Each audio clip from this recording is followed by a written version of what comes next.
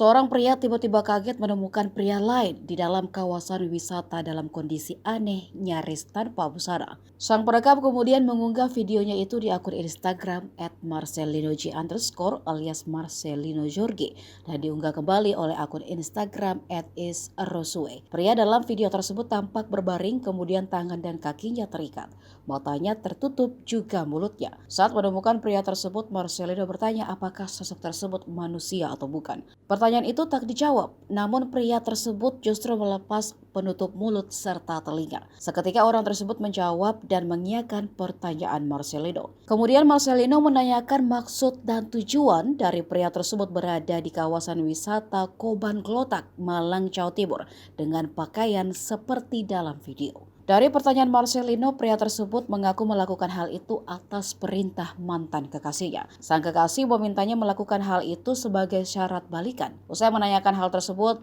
pria itu lantas pergi meninggalkan Marcelino dan rombongan lainnya. Sebelum menanyakan maksud dan tujuannya, Marcelino berpikiran jika pria tersebut melakukan sosial eksperimen atau semacam prank. Namun hal itu tidak seperti yang ia pikirkan.